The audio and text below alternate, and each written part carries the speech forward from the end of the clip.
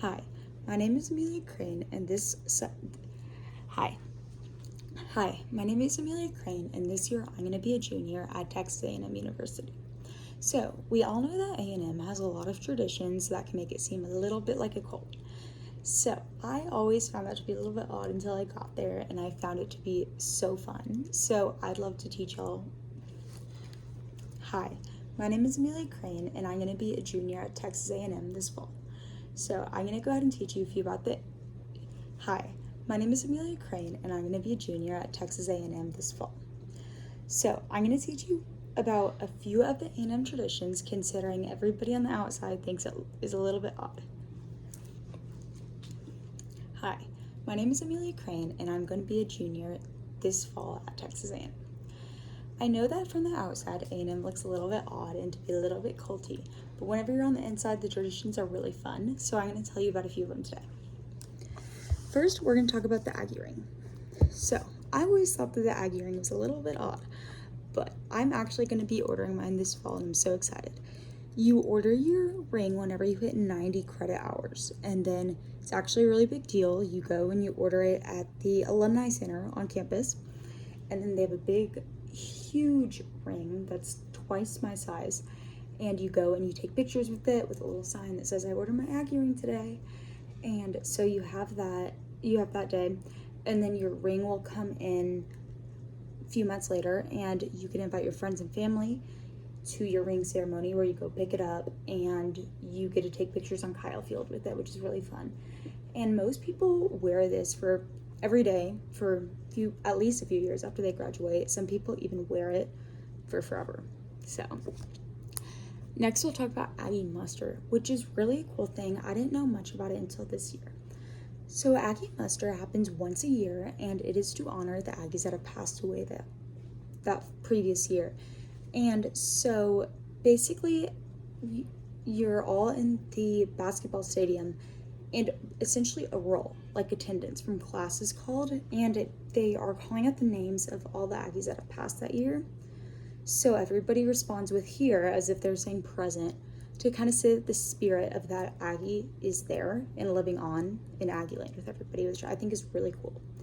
So there is also we have a building called the Memorial Student Center, or the MSC, and family and friends of those that have passed can set up tables in a room of the MSC the week before muster, with just some like fun things that belong to that Aggie that passed away, just for everybody to come and observe and kind of learn about who's going to be honored in muster that coming week from that previous year.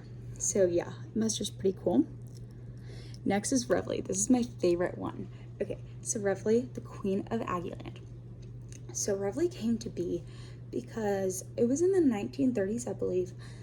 There was a group of the Corps Cadets, which is our military group. I'm not sure exactly how to describe it, but everybody knows what the Corps is. So they found a stray dog. They took it home to their dorms on campus, and they're going to try and keep this dog a secret. This was a mutt. It was like a black dog. Like it was just like not a lab, but like just looked like a lab. So they're going to keep this dog, and then the next morning, whenever the Reveille alarm went off, the dog started barking and it blew its cover. So I'm not really sure how they talked the school and everybody in charge of them to letting them keep the dog, but somehow they were, and they named the dog Reveille after the alarm that woke him up that morning. And Reveille was the unofficial mascot for a few years.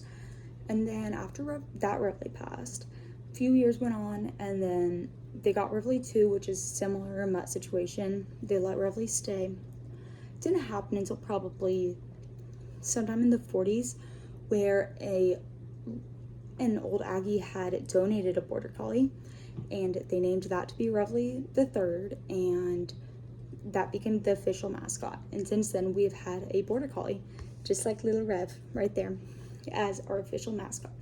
So Reveille is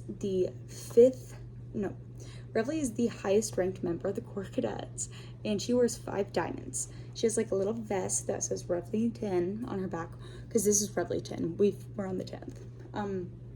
So yeah, she's the first lady, as we call her.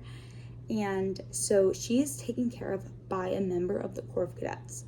And this person takes her to class every day, takes her everywhere.